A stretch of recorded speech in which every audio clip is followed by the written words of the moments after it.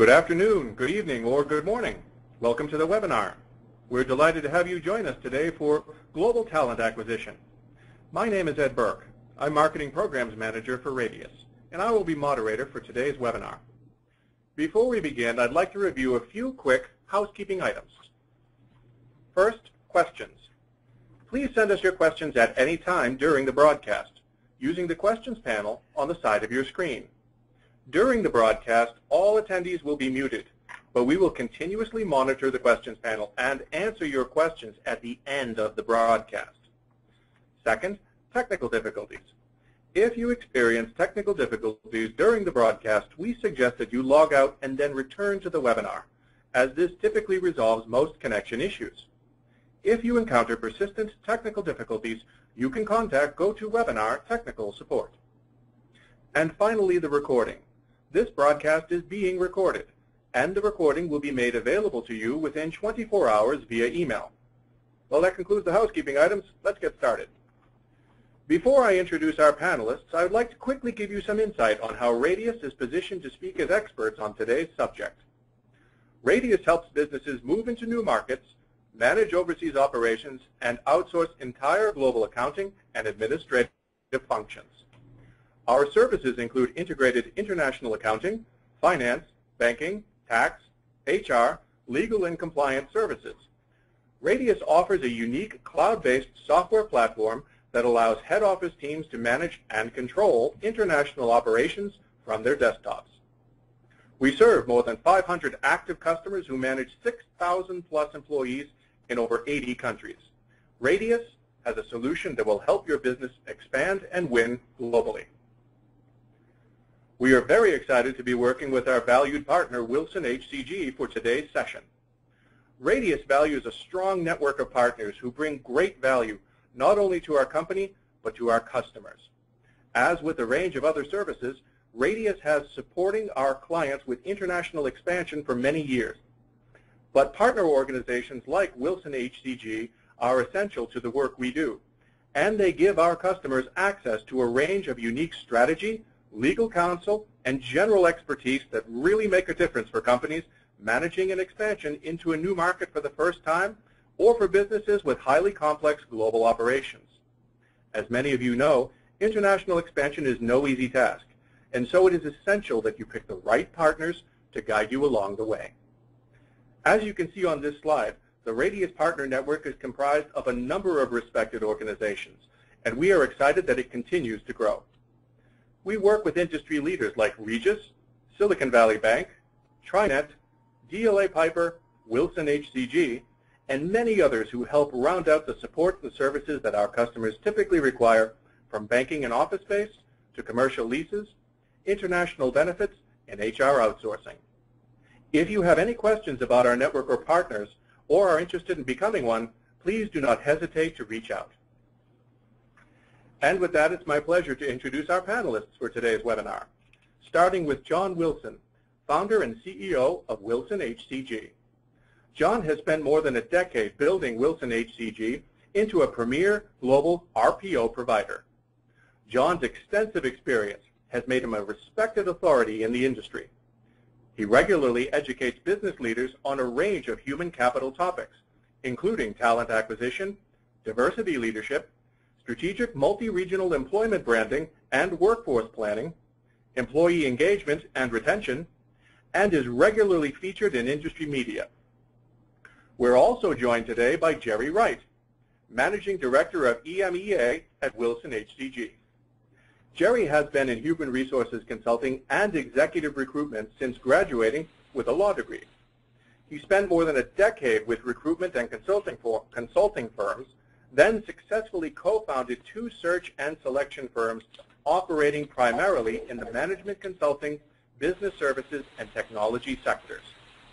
And finally, we're joined today by Katie Davies, Senior Director of Advisory Services at Radius. Katie oversees Radius's advisory client engagements across 5 continents, with expertise in a wide variety of cross-border issues, including HR, tax, intellectual property, and immigration consulting. Over to you, John. Thank you, Ed, for the introduction, and thank you for everybody for joining. Today we're going to talk a little bit about global RPO, or really global recruitment. And for those of you that don't know, RPO is recruitment process outsourcing. Then we're going to discuss employment branding. I know Katie's going to go a little bit into compliance considerations, and then we'll end with the discussion of workforce planning, which has become extremely important in a global environment. Go to the next slide, Ed. This is a little bit about WilsonHCG, founded in 2002. We have offices in EMEA, Sydney, and headquartered here in the U.S. What I wanted to talk about today is relating to what we do, is how we go into companies, big and small, talk to them about what their recruitment and talent acquisition strategy, as well as their workforce planning strategy, and how to implement that or optimize it in their local markets as well as globally. And so we can go to the next slide, Ed. So my marketing people require us to put this in here too. If we want to follow the conversation on Twitter, it is #GlobalTA. Go ahead, Ed. And next one's perfect. Great. So over the past 3 to 5 years, we've seen this major shift in employer sentiment on not only hiring, but really a major reversal in who's in control of the process. The candidate 6, 7 years ago, when we were in a very difficult time globally, it was a point where they were looking for a job and needed to have compensation to pay their bills. And now it's shifted where the candidate is in quite a bit of control. And just for the people on the call, the amount of LinkedIn requests that you receive on a daily, weekly basis, and imagine if you're a software engineer in San Francisco or you're a salesperson in New York City. It's immense. So we've seen this mostly with your exempt level or business impacting talent. So your IT, sales, scientists, you name it. And so now the organization, because of shortage, have figured out in a lot of ways how to start attracting talent. And the next phase is going to be how they are able to develop it. Developing it, attracting it, is you building talent communities and having a very good employment brand. And we're going to talk a lot about that later, which are, in my opinion, the cornerstone to having a successful proactive recruitment model. With both of those, candidate experience becomes a critical function. Your employment brand, if you have a bad candidate experience, becomes bad because you're hiring bad people.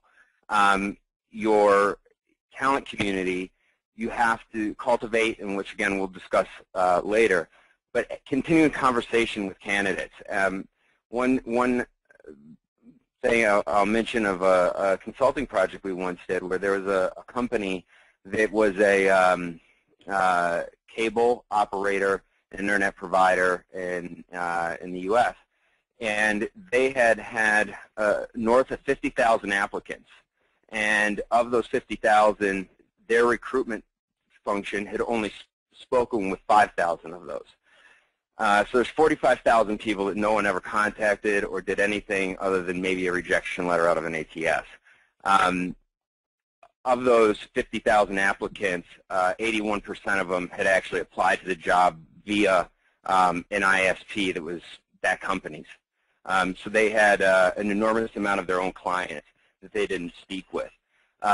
So just the importance of the employment branding and really building that proactive model is critical. And Jerry, I don't know if you'd like to speak to what you're seeing in EMEA. Yeah, thanks, John, and good day to everybody, whatever part of the globe you are. It's early evening here in London, so very pleased to be joining you. I think as a starting point, it would be fair to say there there are very obvious skill shortages in a number of the main European markets, and indeed have been for some time.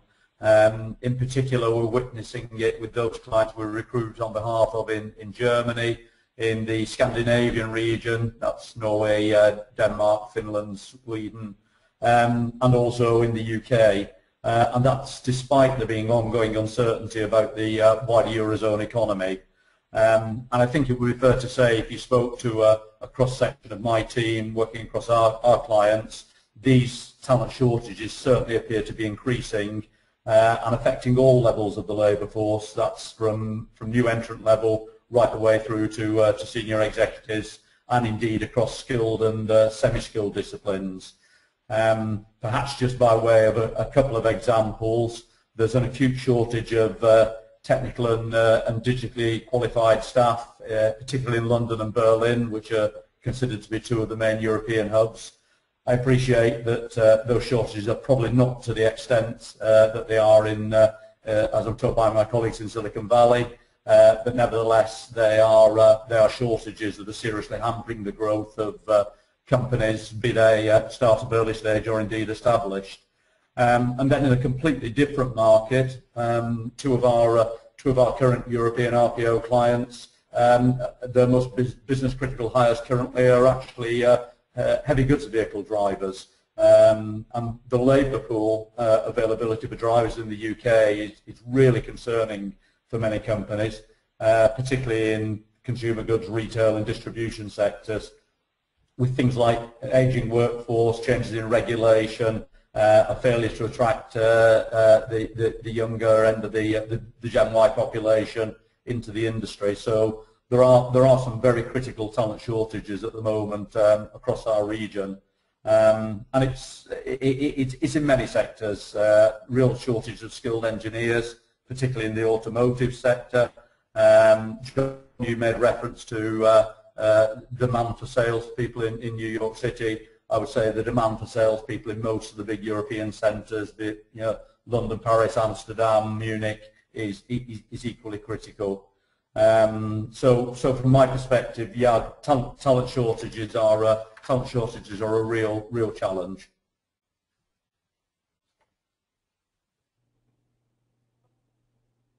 Ed, you can go to the next slide. Thank you, Jerry. And now we have time for our first, whoops, hang on a second, having a technical difficulty there. We have time for our first polling question. We'll go ahead and launch the polling interface for the audience. What is the biggest challenge your organization faces with talent acquisition overseas? We'll leave the polling interface open for approximately 10 to 12 seconds to give the audience an opportunity to respond. Please use the voting panel on the side of your screen to cast your response. I'd like to thank those who have already responded. I can see the responses coming in. Approximately half of the audience has already responded.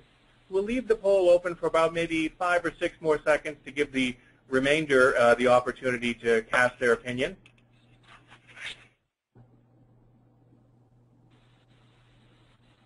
And I think we'll leave it open for 2 more seconds and move to close the poll and share the results with the audience. We'll go ahead and close the poll now. And share, Jerry and John, it looks like today we're evenly split at 33% between awareness of our brand and compliance with in-country regulations, followed closely by talent shortages and at 24%, and then employee retention at 6% and too few referrals at 4%. Ed, that's great, because the next slide talks a lot about employee branding and the need for it and how to solve some of the issues that we're, I think, facing from a talent shortage standpoint, and how to counteract that to make your organization a step above. And just to add to that, John, I think from my point of view, from a European perspective, no surprise at all to see compliance with in-country regulations up at the top of the poll. Very often the starting point of our conversation with typically a US-based chief HR officer quite often it is, how can you help us make sure that we don't fall foul of employment legislation, which is radically different in Germany, France, UK, the Netherlands, across the region. So no surprise at all that that compliance is high up there on the poll. Great. So we can go to the next slide if you're. Great. So as we have 33% of the respondents are talking a little bit about employment branding and employer branding. I think the first piece is to understand the difference between your corporate brand and your employment brand. We just actually published a report about a week and a half ago that we ranked the entire Fortune 500 on their employment brand. And this was 6 to 8 months of real research, and it was interesting to me when it was presented to me for the first time that the organizations that had these really dynamic corporate brands weren't necessarily the ones that had the best employment brand. So General Electric actually came in #1 on our list, which washers and dryers, refrigerators and engines and medical equipment and all the other things they do aren't nearly as exciting as Twitter or Facebook or something like that. But there's a separation between what your corporate brand and your employment brand. So I think the first piece is there's a term that I despise using, but it's very true, which is global and local. Having a consistent message of who you are from an employee value proposition that spans the globe regardless of borders. But making sure you have a local flavor to that written in the local language or the local dialect, and finding out what's important to that market and what qualities do your employees show that would attract other people in that market. The biggest error that I see companies have is when there is about 10 keywords that 80% of the companies at least that I see in the United States, have in their employment brand. And they're all the same. We're the best, we're great, we care about our people, etc. Find out what that really is. What's the DNA of the organization? What are things that just, regardless of borders, you see in that employer population, and create that that employer value prop. Other piece with employment branding is when you have a good brand, people want to come work for you. In North America, there's a website, and it's just making its way into EMEA, but called Glassdoor.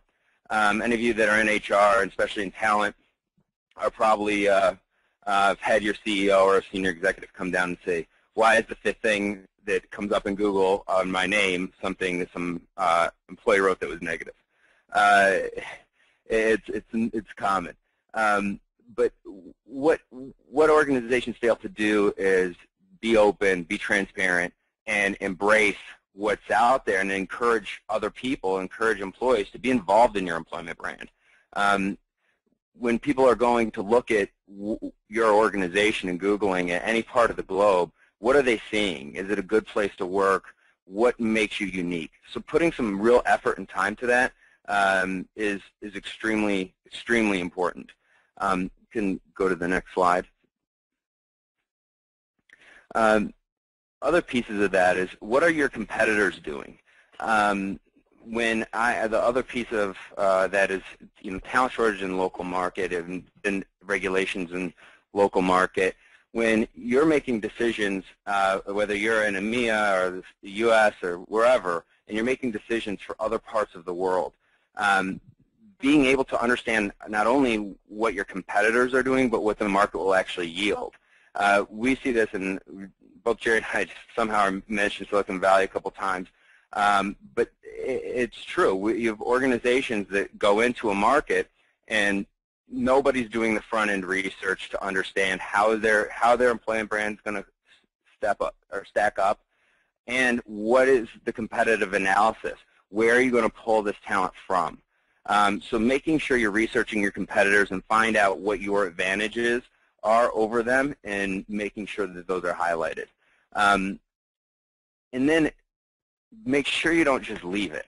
We see organizations when they outsource their employment branding, a function of it to us, will come in and get their employment brand in a very, very good spot that's attracting candidates, and then they don't want to do anything with it. It stays the same.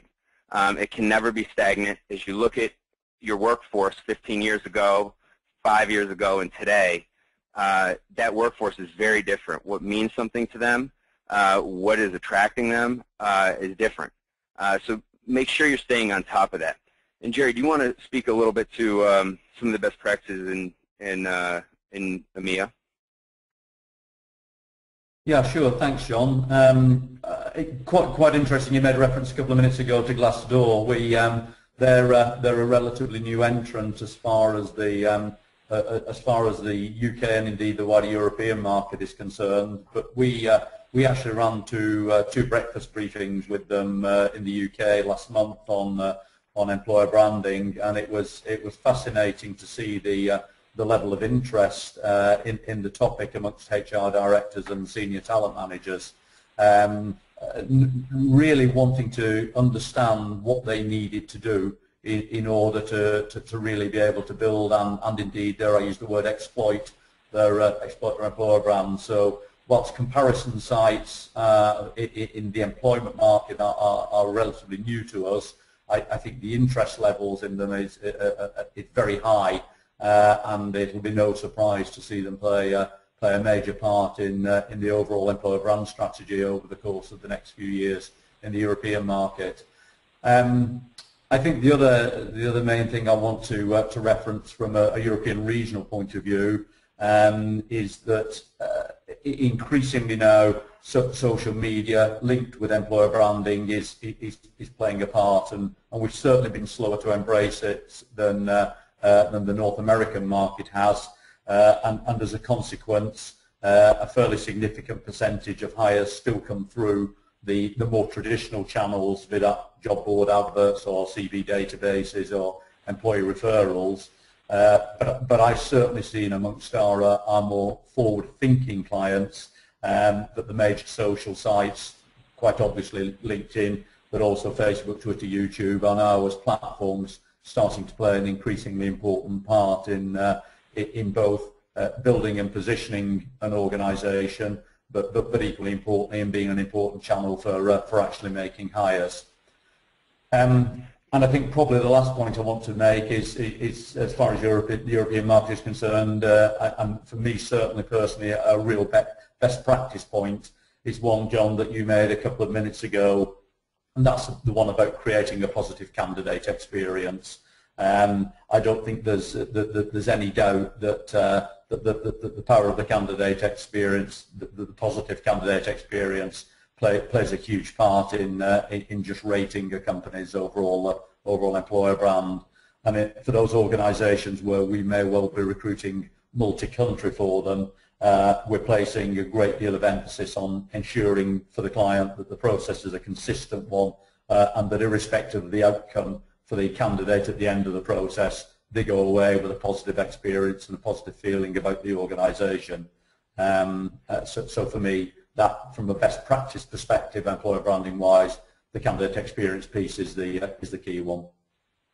Yeah, one other point on that, Jerry, that when companies will say to us when we're talking to them about it, well, you know, I don't know if I want to really have a presence on Facebook and Twitter. It really doesn't fit our brand.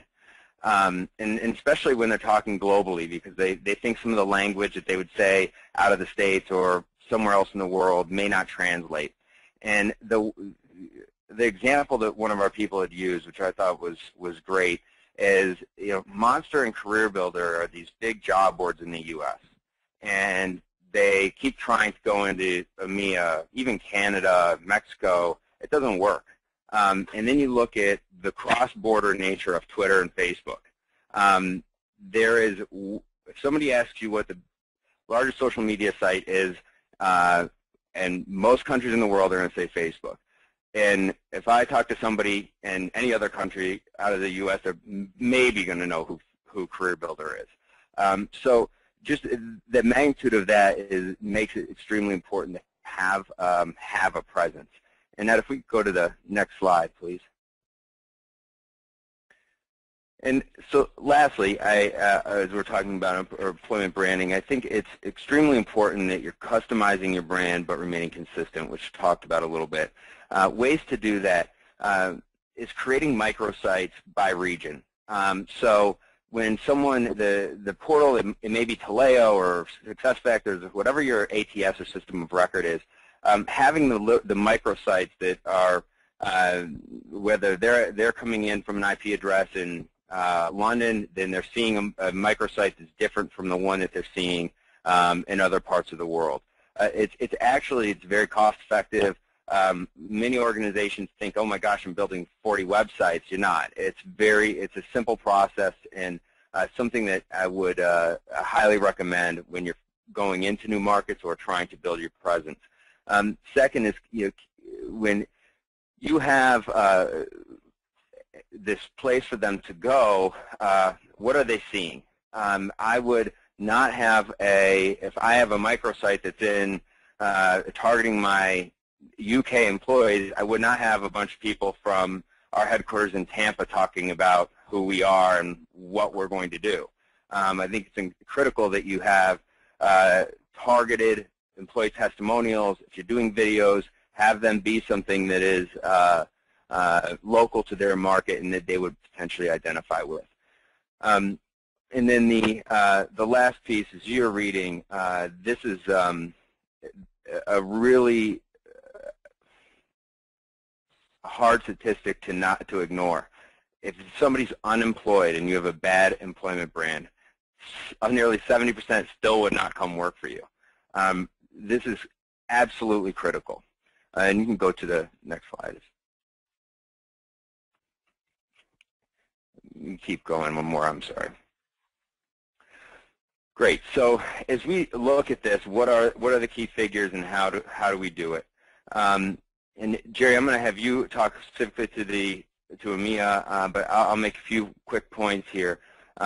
Is the talent community side. A lot of organizations either say they have it or it's something that they bought with their ATS. But what a talent community really is where you have a bucket. Everybody who comes in contact with your organization is put into a bucket. If they are applying and they're not interested in moving forward with them, you're putting them in a bucket that's going to keep the conversation going. So as long as they want to keep hearing from you, they will. And that means then you take the bucket and you have your sales people. You're sending them information that's relevant to them. A lot of this, the pieces of this are things that any outsourced provider, or if you're working with any kind of employment branding firm, et cetera, will be able to provide and help you build this out. But then that group who you aren't interested in today, you're continuing to provide them updated jobs, et cetera, and then maybe they're encouraging referrals. So we have one client that they'll run a campaign for referrals with their talent community and basically the candidates they rejected. That's one piece. The second is it gives the candidate a good feeling about your organization. And third, with that is that you are, if you look at the job you're in today, you may not have been qualified for it 5 years ago. But if an organization was continually talking to you, when you did get those qualifications, it might be more of an opportunity. And last piece, and before I turn it over to you, Jerry, is the engagement of your current employees. Employee referrals will go into organizations in the Fortune 500, and it will range, and from high 40% of their hires are coming from employee referrals, and we've seen some as low as 7-8%. That means there's not an engaged workforce. So engage your employees in your brand, have them be a part of it, and help them drive it. And Jerry, I'll turn it over to you. Thanks, John. I think probably only 3 or 4 small points to make to build on what you've already said. Picking up firstly on the latter one about engaging your own employees. Couldn't agree more. Absolutely critical. And we know with 1 or 2 of our larger clients are on a mission as far as KPIs are concerned to ensure that internal mobility features very heavily on the overall source of hires. Indeed, a couple of organisations are targeting 30% of all their hires to come through internal sources. So engagement of your current employees critical if you're going to have a really good, positive, proactive internal mobility programme. As far as looking at sort of talent communities are concerned, or talent pools as we more typically call them in Europe, I think 2 things to say. Firstly, it's all about creating and maintaining a conversation with people, and that conversation has to reflect the messages that you want to get across about your employer brand. Over time, your talent communities will become an important source of new hires. I mean, just in the last couple of months, I can evidence a couple of examples of management consulting firms that we work with, where they have made hires with people our on-site recruiters actually started conversations with over a year ago, and through an active program of just keeping in touch with them, we've been able to maintain their engagement and interest levels, and when the time's come right for them to come into play and think about an actual opportunity, we've seen them through the process. So don't underestimate in a time scale of years, obviously, rather than weeks or months. Don't underestimate the importance of building and maintaining talent communities and engaging with the people within those. And the other point, I guess, for me to make from a European perspective is perhaps the one of about the different regional approaches to candidate attraction, and also the different approaches to the actual selection assessment and hiring process. What will work for an organisation in the UK market or in the Dutch market almost certainly won't work in the German market, and similarly, what will appeal as a means of engaging and attracting candidates in France may not work in the UK. So very important that as part of your both your overall talent attraction strategy and the employer branding component of that is to make sure you fully recognise the regional differences in terms of what will and won't appeal to candidates. Thank you, Jerry. And now we have time for our second polling question of the broadcast. We'll go ahead and launch the polling interface again. Does your company have an effective global expansion strategy? As with before, if you could use the polling interface on the side of your screen to cast your response, we'll leave the polls open for approximately 10 seconds to let the audience respond. Again, thank you very much. I can see the audience responding very quickly already.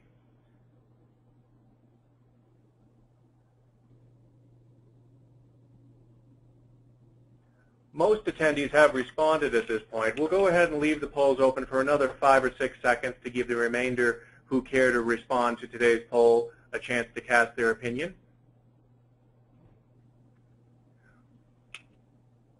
We'll move now to close the poll and share the results with the audience.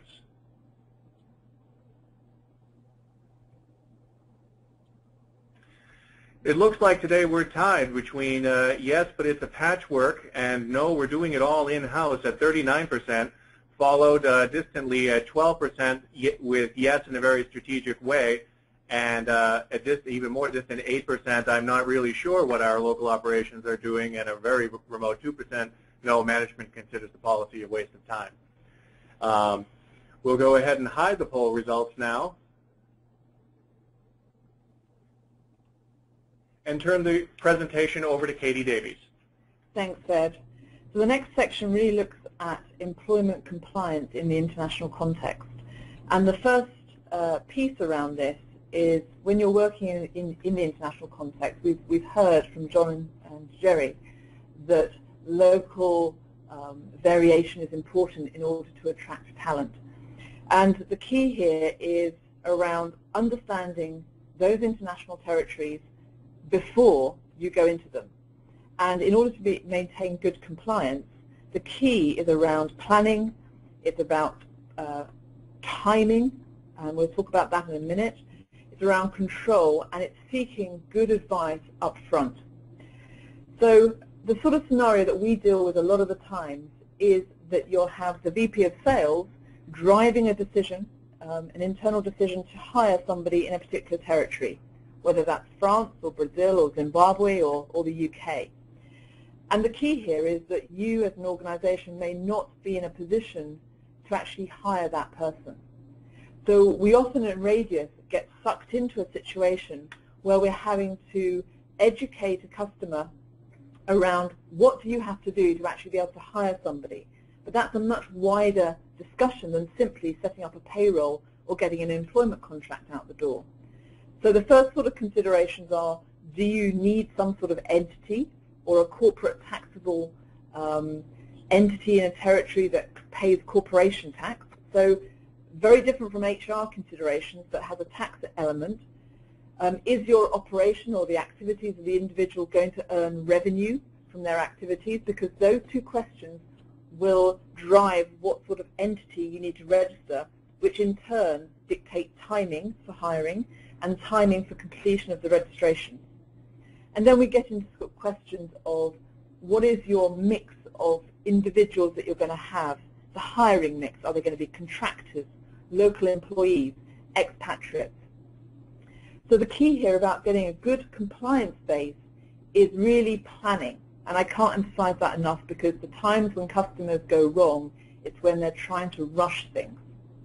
And the simplest one is we've hired somebody and we need to pay them next month. And the reality is in many countries it takes a good 1 to 2 to possibly 3 months to actually complete the registration. And the issue is then you've basically hired somebody without the necessary registrations in place, which means that that individual, both from an employment law perspective, but also from a social security and income tax position, on their own payroll and personal registrations are exposed. So imagine a scenario where you don't have your registration in place, the employee is hired in, let's say, France, and then promptly dies or has an accident. The reality is they're not covered under the domestic social security system, which means the company is on the hook. So I leave you with that thought around timing and planning as we move on to thinking about international staffing profile. And here the sort of decisions that you're going to be making surround whether you're going to go down the route of contractors, local employees, or whether you staff up using an expatriate population. For example, you move some senior people over from the US to kickstart the European or Asian markets for you. And each of those different decisions has ramifications from a compliance perspective. The contractor route is often chosen because it's deemed to be quick and simple. And that issue that I just talked about the timeline of actually having the registration in place, such as payroll, is often what drives people to make a knee-jerk reaction to go down the contractor route. An expat, if you decide to go down the route of expat, we often find situations where we've had an American working, let's say, in the UK for 6 months, and no one's thought about the work permit that he might need, because surely the US and the UK, we have reciprocal agreements. It's fine to go and work in each country as a business visitor, but actually the answer is if they're working productively in one territory in some sort of employment capacity, they will need a visa or work permit. So let's just think about the decisions around the contractor and the employee. The key question is whether or not the contractor truly is a contractor. And the kind of tests that we run through to determine that will revolve around things like, is that individual free to work for other companies? Will they hold a business card holding themselves out as a representative of your organization? Do they have the ability to substitute their labor for some third party? Do you give them a laptop and an iPhone, or do they use their own equipment? Do they receive compensation like equity or variable compensation like commissions, which would typically be reward associated with an employee. Now, these sort of tests are consistent with the kind of tests that exist in the US, so they should be familiar to you. And the answers are pretty intuitive, because if they look and they feel like an employee, the reality is they probably are an employee. Now, you might say to me, well, what's the problem with that? You know, we'll just hide under the mask of a contractor. Well, the issue is in several ways. Firstly, the contractor, if they're deemed to be an employee, should have been on a local payroll. They should have had employee-related Social Security and payroll withholdings typically deducted at source at the end of the month, i.e. a proper payroll. The second issue is whether or not a contractor is somehow losing out on employment rights, and if you end that relationship in a contentious way, which can happen, then the contractor can go to the employment tribunals or to an employment lawyer and try to argue that retrospectively he should have been entitled to certain employment protections. And the final point is, if you use the contractor route as a quick shortcut to getting labor on the ground in a particular territory, you'll invariably want to regularize that individual into an employment framework at some point. And invariably, a contractor will demand a higher rate of pay as an employee than as a contractor because of their tax position. As a contractor, they're able to offset certain personal expenses that you're not able to as an employee. So on net terms, they try and drive up their gross compensation. Again, it may not be an issue for you. You may decide that you can just absorb the cost as part of the budget, but that's the key word, budget. And if your company hasn't budgeted, then there's going to be an interesting discussion with the finance team. We just look at the benefits and the risks of contractors. As I said, the contractor can start work pretty quickly in advance of a payroll being set up, and you're less likely to lose your ideal candidate if they're prepared to offer their services under a contractor arrangement. The downside, as we've already been through, is that the authorities may look through that arrangement. The contractor could be deemed to be a de facto employee at some point and look for some sort of compensation, whether that's through financial or employment protection. And another important point is actually, does your ideal candidate really want to offer themselves to an organization that isn't properly set up in a territory in advance of their hiring? So it goes to the points that John and Jerry were making about employer brand, of saying, are you fit for purpose to actually try and attract the high quality talent that you want to in territory? And if you're not set up, invariably that can become a barrier. Moving on to employees, the employment law environment outside of the US is different. It is more complex, it is difficult, and it varies from country to country. There is no such thing as a standard global employment contract, and each country, whether they mandatorily require or whether it's deemed to be best practice, we would always recommend having a local employment contract drawn up in accordance with local employment law, which is going to look very, very different from a US at-will employment offer letter. The employment contract will typically be anything from 6 to 20 pages long, depending on the country, and I often get a lot of pushback from US companies who just want it to be a two-pager, and then they add on their non-disclosure agreements and confidentiality as an appendix. That is not necessarily best practice, and invariably it means that you're in a non-compliant situation. Local employment law will take precedence over the terms of an employment contract where the terms of the employment contract are less favorable. So again, what this indicates is that it's important to understand exactly what you're taking on in a particular territory as you begin to look to hire people. And to the point we just made, sophisticated talent is going to be looking for those obvious errors in a US offer letter when it's not consistent with German or UK or Singapore employment law. It doesn't make you look like a well-informed employer. So getting that advice up front and making sure that you're in a position and fit to hire and fit for purpose is absolutely key at that front end. And invariably, the employment contract's value comes in where there's any discussion or discrepancy or conflict, quite frankly, in the terms of employment. So again, having a written employment contract is valuable, and oftentimes it's at the point of departure when you terminate an employee that you want that clarity around terms and conditions. In terms of local HR variation, some countries will have what's known as collective bargaining agreements or trade unions. Oftentimes the applicability of such agreements or union work will depend on the number of employees that you have, but also in countries like France, invariably there will always be a collective bargaining agreement which changes federal law or national law. So there is no such thing as a standard employment contract in some countries because it does vary from industry to industry. The concept of holiday pay has to be understood.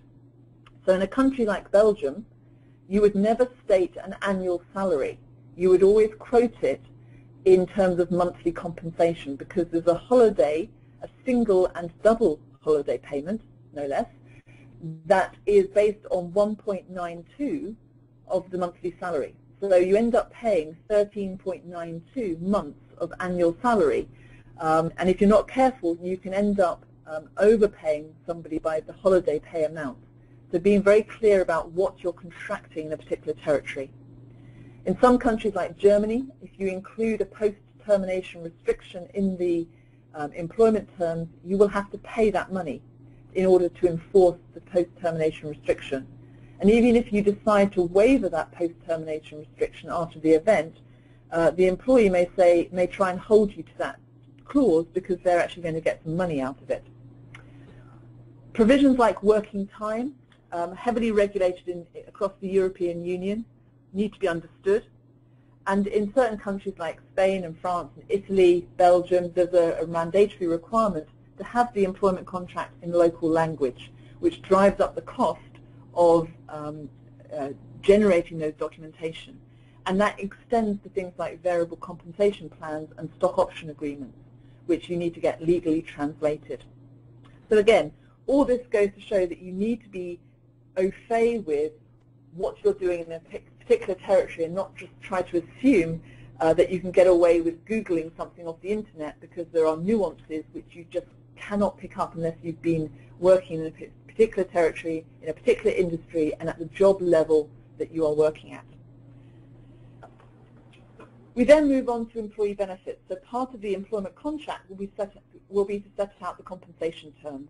And employees, in order to be competitive, want to have what is deemed to be best practice or market norm in a particular sector at their job grade. So understanding what's statutorily required in terms of social insurances and the interaction with best practice in terms of additional or supplemental benefits is absolutely key. In certain countries, cash is still king. And if a US employer tries to drive down the salary that they're awarding by switching out equity, that can have a negative impact. And so therefore, understanding the balance between cash, benefits, and equity has to be understood in terms of how the employee will value it in a particular market. Don't just assume just because you offer medical insurance, dental, long-term health, long-term disability, etc. in the US, that you have to roll that out across your global population.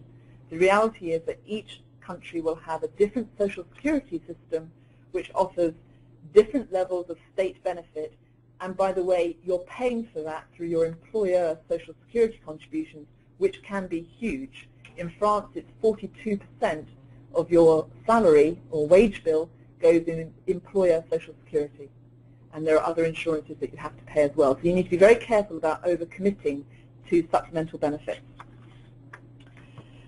And one final point here is, in order to keep track of all this stuff, and each country, different rules, different employment legislation, different benefits, you need a very good HR administrative system and an infrastructure that tracks and can control this. So planning, budgetary control, and then be able to monitor it on a go-forward basis.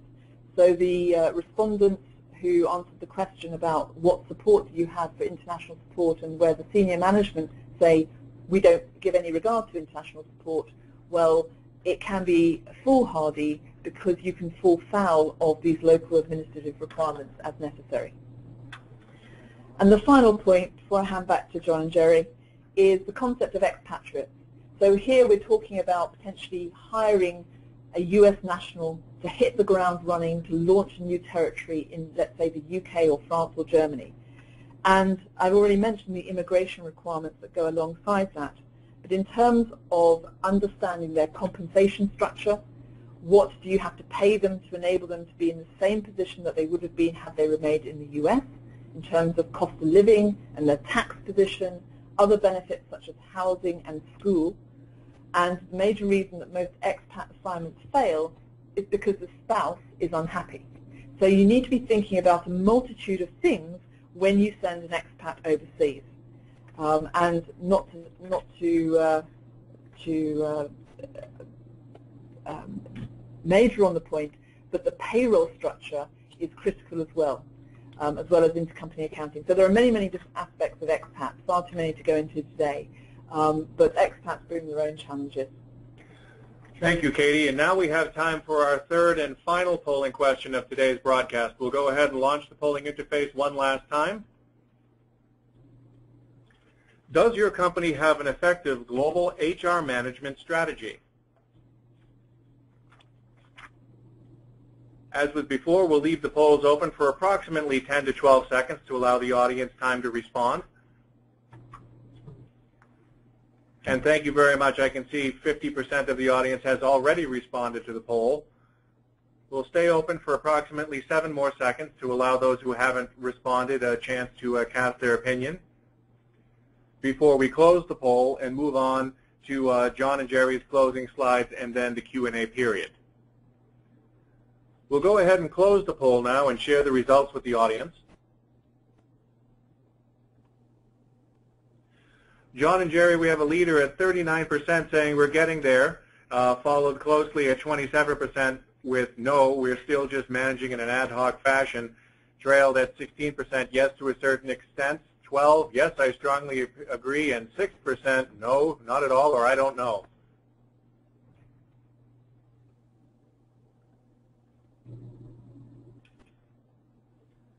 It's very interesting because it's what we see quite a bit. And due to time, if we can just go to the next slide, Ed. Great. So I was sitting with a few CHROs and maybe one who's on their way, and we were talking about how there's very few, if any, CEOs in the Fortune 500 outside of HR outsourcing and staffing firms that got to that role by growing up in HR and coming from that CHRO role into the CEO role. And we hear that a lot with our clients is CHROs, you know, do they have the seat at the table? And workforce planning is the way that happens. It is becoming more and more valuable to organizations to have a proactive workforce plan. Yeah, so many organizations are completely reactive when they look at workforce planning. It becomes, all right, well, here's who we can promote next, and this person just quit, so we need to fill the job. Companies, for the most part, don't look at risk. This is a major piece that we, almost to the point of requiring our clients to do, is understanding the risk among your employees. If you are a sales leader, what is your risk? How many people have missed plan in the 2 consecutive months? This goes down to the hiring manager level and frontline management, knowing what their teams are saying, what they're doing. Do you think they're interviewing? Is someone out on leave and you don't know if they're going to come back? You need to be looking at how you handle those situations and you plan for those appropriately. Other times, another major piece that we see is companies think the economy is stagnant. It's going to be what it is or static. What it's going to be today is what it's going to be tomorrow. So it's important that when companies are looking at their workforce planning, they're looking in the short term as well as the long term. So risk is going to give you a variable of what your turnover and how many people you're going to need to hire. Then if you have development plans set in place for employees, they will have you'll have an idea of where where your next levels of leadership are going to go. But third is understanding what the different scenarios are for a 5-10-year plan. Where is the organization heading? HR has always been the laggards of this. So a company will come out with something brand new that's going to make the organization grow, and then it's scramble to hire. HR needs to have that seat at the table and push their way in. We just recently, and I'll turn it over to you, Jerry, I was meeting with a very large global company a month or so ago, and talking to their chief sales officer, and they didn't have an operating plan yet.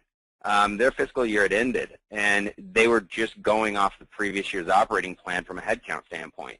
That is, yeah, HR needs to drive that message, not the chief sales officer. And this is the most important thing to an organization over the next 10 years. We look 10 slides back, how many people are going to need to be hired all over the world to keep up with growth. So this workforce plan is what will get that CHRO into that CEO seat. Jerry, please go ahead. Thanks, John.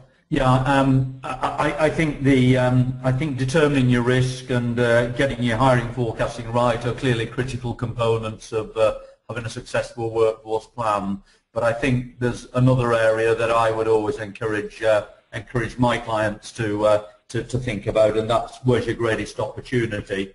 And if I look at that in a European or wider EMEA context, I think if organisations in our part of the globe are really to truly address workforce planning from a long-term perspective and think about the succession planning and the talent management over, say, a generation rather than a few years, they need to really seriously give more thought and attention to their approach to new entrant hiring.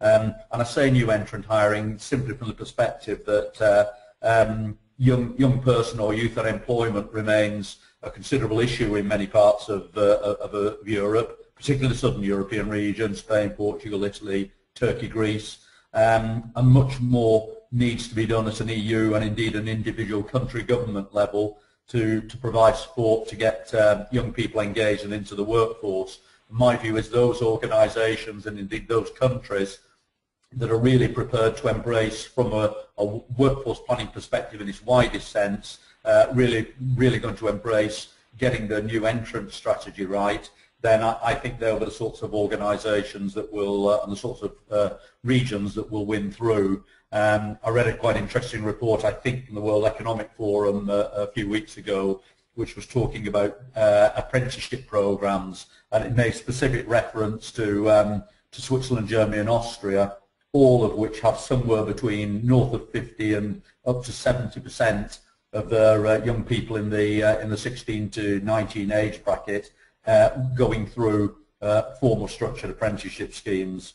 And interestingly, all three of those countries have youth unemployment rates that are less than half of the current rate of about 16% in the North American region. And so for me, the one message really about workforce planning would be think about not only your risks and and the accuracy of your forecasting for your hiring, but also think about where your greatest opportunity is for your labour force over the course of a generation. Thank you, Jerry.